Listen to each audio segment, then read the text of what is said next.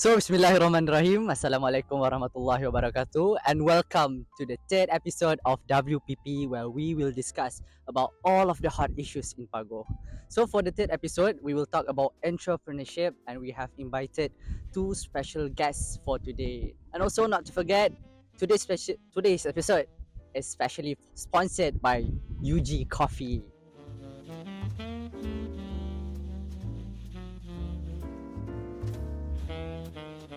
So shout out to them.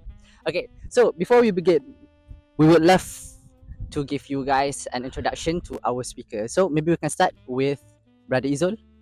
Assalamualaikum warahmatullahi wabarakatuh. My name is Izzul and Br, and I was invited today as the former chairperson of Entrepreneurship under Castellan, and I am an active student entrepreneur here in Pagoh. Okay, so next we have Brother Farizol, right? Yes. Yeah, maybe you can introduce to the audience about you. Alright, Assalamualaikum. My name is Farizol, and I am the caretaker. I was invited today as the caretaker of Entrepreneurship Division of Castellan 2425, and I come from my family background that practices entrepreneur. Okay, so thank you so much. But before we begin, I'm pretty sure that the audience want to know why do we invited you guys as our guests for today. So maybe Brother Izzul can start first. I think that's a very good question, and to answer that, I think it's because of my past experience as a chairperson of entrepreneurship division in the tenure of 24-25. So if let's say I was the chairperson this tenure, I would be under your caretaking. So yeah, I think that's my experience, and of course my experience in other businesses here at Pagoh, where currently I am caretaking a business called Nasib Pagoh. Alright, I think the my position as caretaker as division is not the main reason why I was invited here today, but I can say the strongest reason why I'm here today because I am entrepreneur myself. I sell misi put, okay, at my place, Tangkak Johor, right, where I think everybody there know me for selling misi put, and I also sometimes sell it here, right, and then inshallah I will be opening new business soon, inshallah. Okay, thank you. So I think that most of us have their own definition of entrepreneur. Like maybe someone who not just sell foods, you have a lot of things to sell, right? Services and stuff. So for you guys, how do you define entrepreneur? Yeah, that's a very good question. May I answer that question Yes. first? Yeah. So I think an entrepreneur is someone that takes the opportunity. He or she is someone that sees an opportunity. He sees a problem, and he or she, they find the solution to solve that problem. So this problem, it could be maybe a lack of food. It could be a lack of options. For example, here in Pagoh, we don't have that many food options. We have mama, we have tom yum, we have 3 tom yums. So there's not really an option here in Pagoh. So if there was someone, there was an entrepreneur that stepped up to solve that problem, then of course that would be someone I would call an entrepreneur. Okay, next, Brother Farizul. Yeah, I think same with Farizol, but for me, an entrepreneur is not only someone who sell product. There must be someone who are eager to start a business, because starting a business is the hardest part That's of a right. business. Right, and I think an entrepreneur also must be someone who is innovative. Yeah. Okay, so thank you, but I think that is enough as a brief introduction about what we're gonna talk about for today. So we will move on to the main part. And for the first question, it would be, what are the most important skill that is needed for student to start a business? I think this question is actually really crucial because sometimes people might think that it is pretty easy to start a business. You don't really need that much. You just need to have some things to sell and then just maybe find some customers, right? But actually, for me, I think that entrepreneurship needs a lot of more skills. But for now, I think I'm gonna pass to you guys since you guys have so much experience. So maybe you can elaborate that for the audience. Sure. I think what differentiates and what defines an entrepreneur is someone that has creativity. Where, let's say, this makcik tepi jalan, she sells something, but she doesn't have like a branding. She doesn't have a name for that nasi lemak. So nobody knows who she is. She just sells, and different to someone who's an entrepreneur. Let's say she goes by nasi lemak Kia. So when people ask about nasi lemak Kia, they of course know it's her. So to me, that creativity, it changes from someone to being a seller to an entrepreneur. And actually, we can see in students in Pagoh, we see some people who sell things, but they don't have a name for the business. They don't have a brand for the business. So I'm not giving some examples, but there's examples here in Market Pagoh. But there's entrepreneurs who, even though it's just a small business, it could be just selling misi food, it could be just selling iced coffee, but they have a name, they have a logo, they have a branding, even though it's something very, very small. So to me, that creativity and that effort to not just sell, but to also market yourself, to market your brand, to market your product, I think that's what makes you a good entrepreneur. Okay, so Brother Farizol, what do you think is the most important skills? As for me, I think the most important skill that an entrepreneur must have in themselves is self-discipline. Because when you run a business, you're not only leading yourself, you must lead every aspect of it. You know, the financial, your staff, every aspect of it, right? And you know, self-discipline is very, very crucial, especially when you have to work in long hours of work. You know, some businesses, you know, open 24 hours, some a few hours, okay, I would say. And without it, without self-discipline, even if you have a big businesses, it will not sustain, it will not grow successfully. Okay, so we want to talk about the most important skill. Of course, sometimes there are something that is stopping them from doing business. Sometimes people have that skills, but of course it comes with a challenge, right? Especially we live in a pretty small community. There are a lot of things we have. They have less option, and we don't have that much customers. And sometimes we need to compete in a very small circle, and it actually affects the level of how good we can compete, because there are a lot of products that we need to fight. So maybe for you guys, since both of you are an entrepreneur yourself, and what do you think are the challenge of becoming an entrepreneur? Sorry. For me, I think the biggest challenge is actually to actually have the money to start. So when you sell, you of course have to have capital, you have to have modal. So that could be a challenge for some people. Some people they actually want to sell, they want to have a business. But to me, that's the biggest challenge for some people. But I've actually, for example, I actually am in charge of selling ramen as well. So I help students. For example, I have 2 students under me, not under me, but as my team. They are currently in B4 and also B9, where these students, they don't have the model, they don't have the capital, but they want to sell. So what I do is I help to distribute the ramen to them. So this is using my money, but of course, I would distribute the ramen to them, and then they would sell it, and we would split the profit. So it's a win-win for both of us. They don't have to use model, I get profit, but they don't have to use model. So it's something where I think the biggest challenge is, of course, modal, money. It's a really big challenge. What about you? I would go the same with Brother Izzul, but I would like to add up that one of the challenges in running an business might be the lack of knowledge. You know, when you have started a business, but when you challenge, you know, you face a challenge, right? Then you don't know how to counter the challenges, how to solve the problems. And you know, some people might reach out to someone to help them out, but some people just don't have someone to help them out. Sure. So I think that's the biggest challenge. No, so you're talking about connection and experience, right? Yeah, I think so. Okay, So, because me myself, I'm a first year student, and recently I have ICE.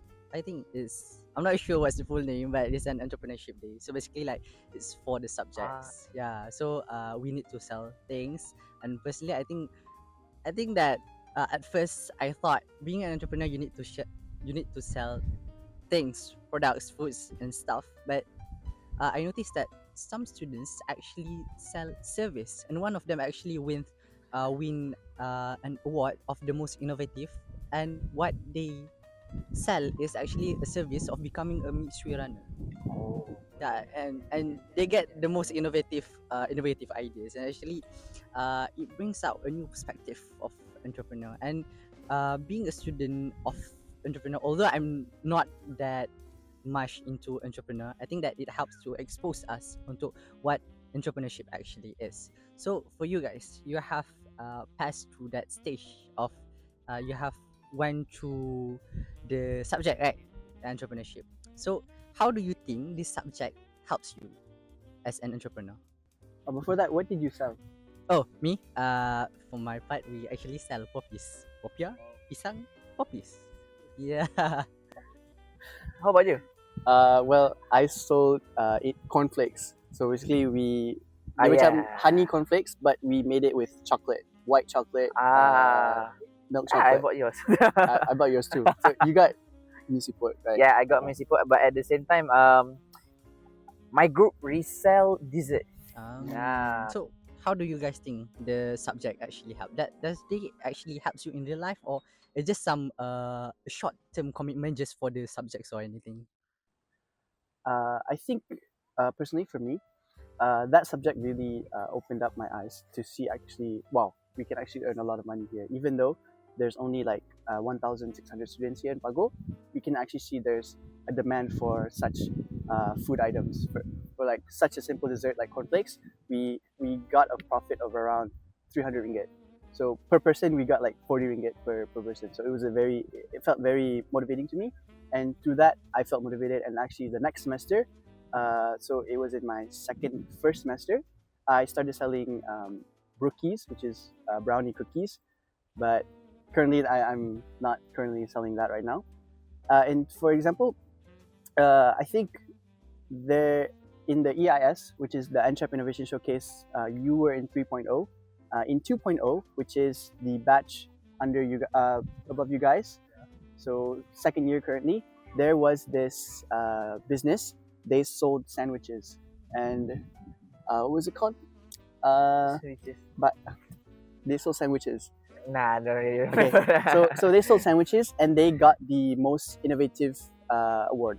And actually, that following semester, and the following semester after that, they kept selling the sandwiches. So through that, I saw that the group, they saw that there was potential in their business. So even after the course, they went through with the business, and they're actually very, very profitable. What are they called? I'll find later. All right. For me, okay, I don't want to be cliche. This, some people might say, "Oh, the subject helped me a lot in earning money and how to gain profit." But for me, that one thing that I remember until now by my lecturer, Sir Senu Awang. Shout out to Sir Senu. All right. I don't know where he is now, but the thing that I remember from him is, in a business, don't be afraid to face setback. Some business, I think every business, they will enjoy at first because they be gaining profit. Mhm. So, I have ramai yang suka business saya. But at one time, your business will somehow fall down. Not really fall down, Stagnant lah. stagnant. Yes. Then some people at that stage, people will be playing with their minds. Kata, alamak macam mana ni? Should I close my business? Should I teruskan? If I want to continue, how? So don't be afraid to face setback because it will happen in every single businesses. So you just need to know how to react to the situation and learn from the one who has succeed or faced that phase. Yeah, so we can say that the subject itself really helps with you guys being an entrepreneur, right? Okay. So we have now reached to the hot takes.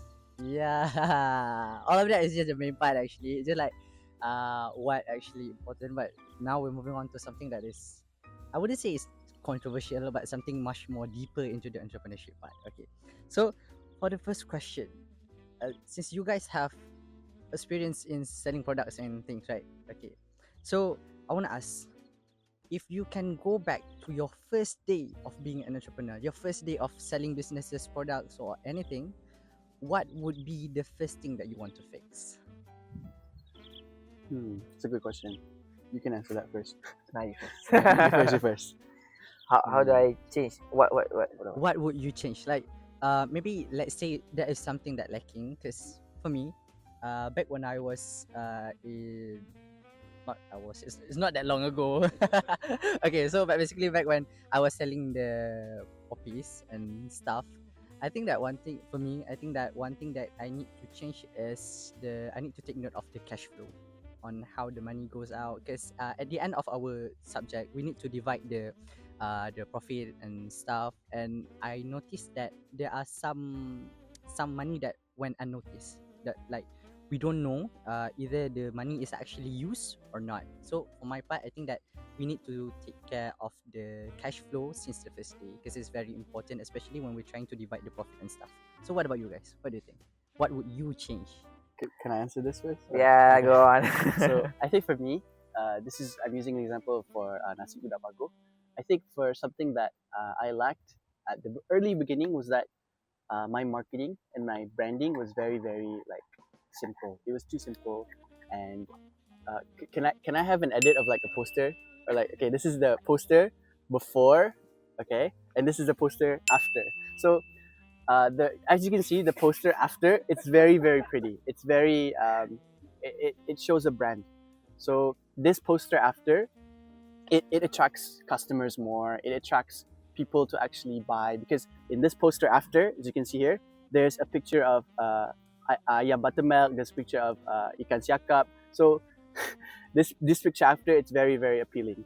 So actually, this poster, I actually I outsourced. I paid someone to actually do this poster, because I feel like to market yourself, it's worth the money, because even though a poster like this pretty, it's worth money. So to me, I should have outsourced from the beginning. I should have made posters that were like as pretty as this poster right here. Yeah, I actually think I noticed that poster, because honestly before this I don't really look that much on the WhatsApp group, but I think like someone showed me at about the nasi budak pagoh poster, and I would say that it looks good. I mean, it looks tempting, like this food looks good. Okay, but the problem is I don't have any money, so yeah, I'm gonna pass that first.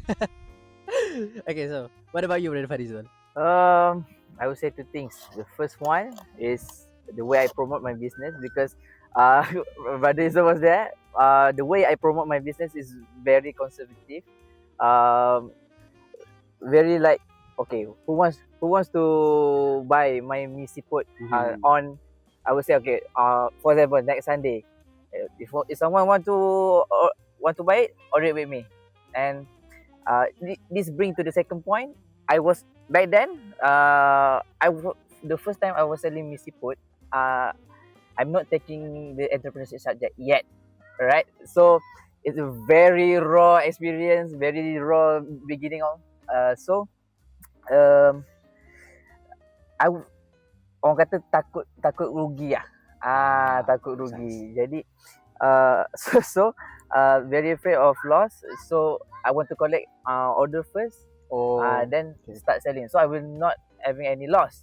But when I rethink of it, actually there's so many students that demands music food, because music food is a light snack that you enjoy it on afternoon, evening. When you are on rush to go to class, people will eat it, right? Then many, okay, music food is very popular in Johor, and here at IUM, my friends not only come from Pagoh, they come from many from other states.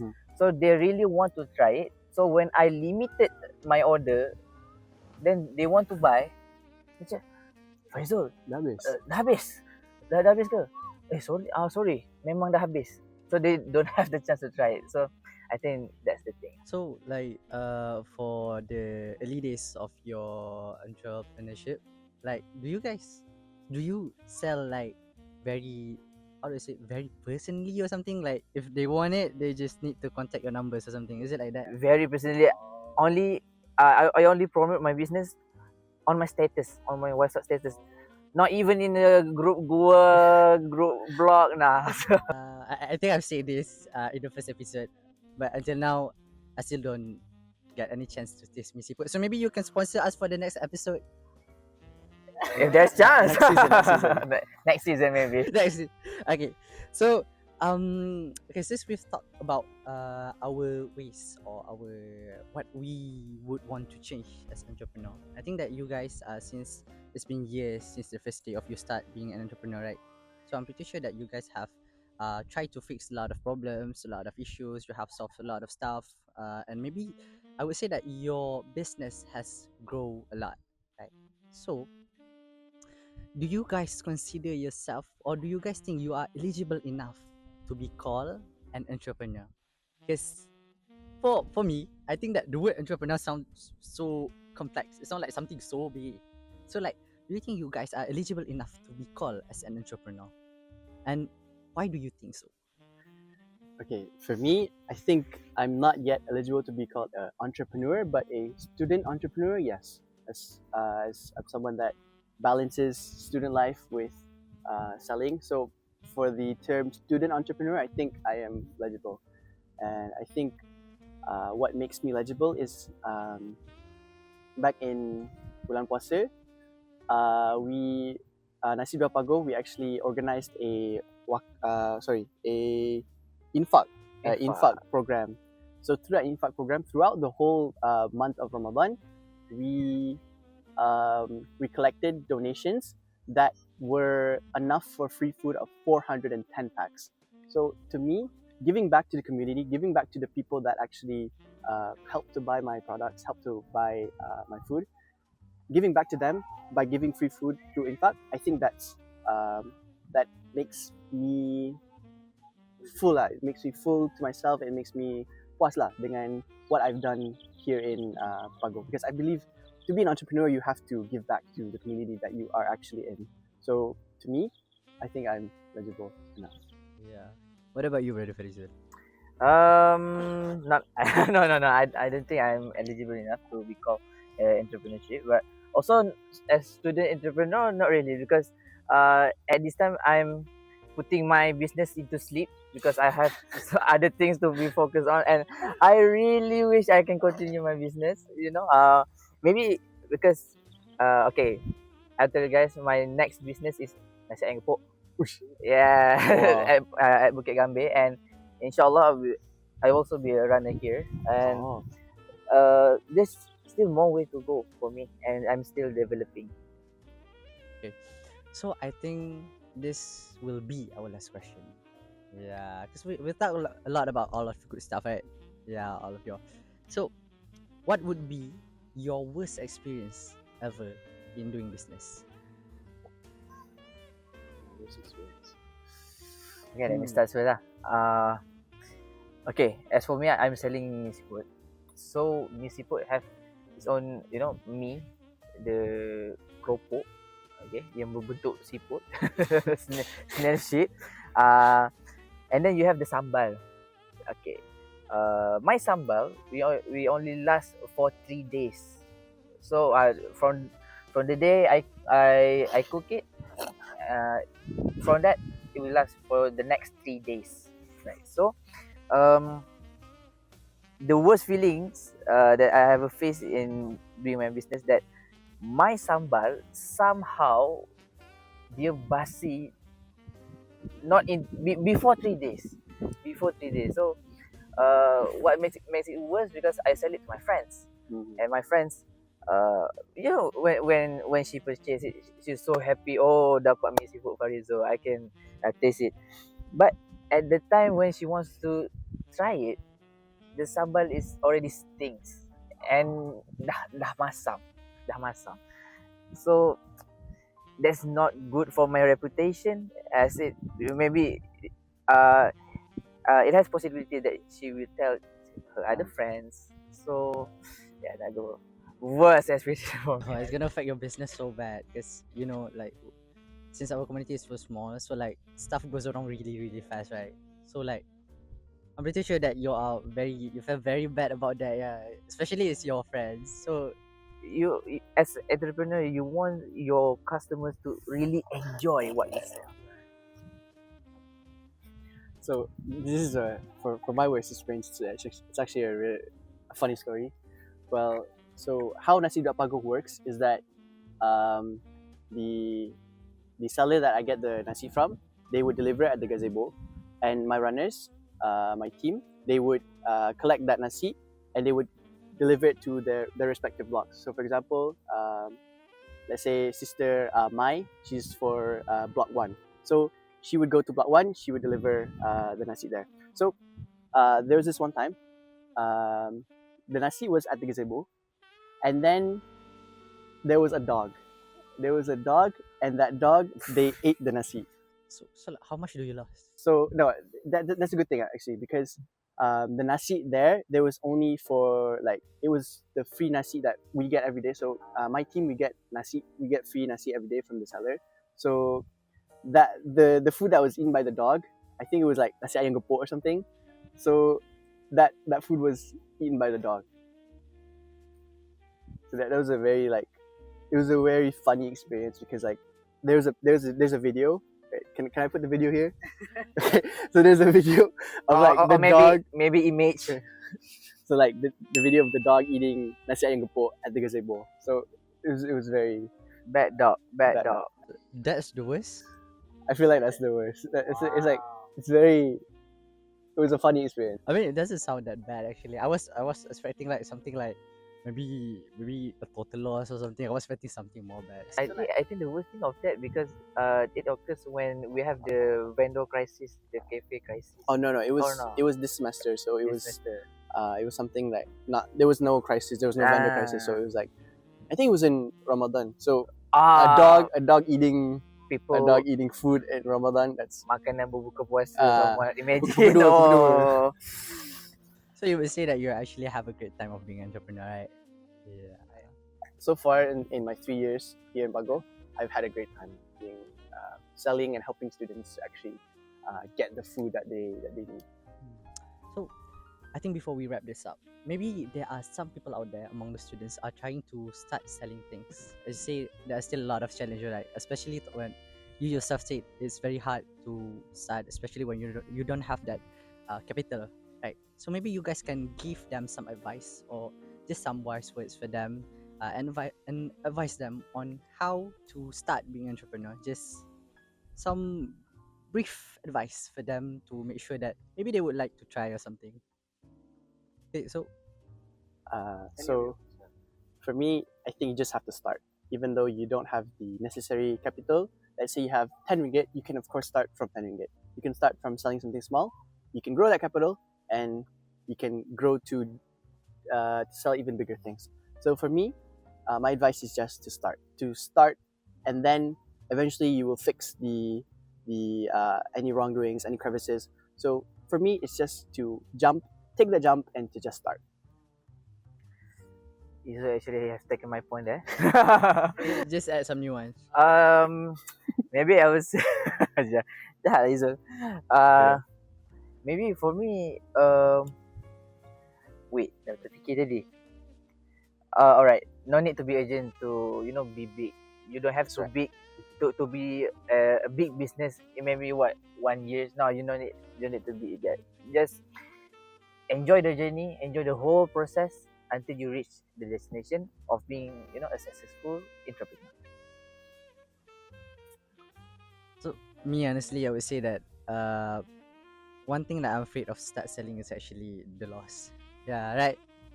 I think that I could say that it's actually, it is not gambling, but the thing is you're putting something at risk, right? You're putting something at risk. That you still have the chance of someone hitting on your products. Still have the chance of getting lost sometimes, especially if you are selling foods. Sometimes people won't buy your food and it will go to waste, right? So I think for me that would be my biggest fear, I would say, to start. But overall, I would say that learning from the subject actually helps me to boost the confidence. Although I'm still not thinking to, I still I don't think I would start any business, but it actually helps me to boost my confidence and stuff.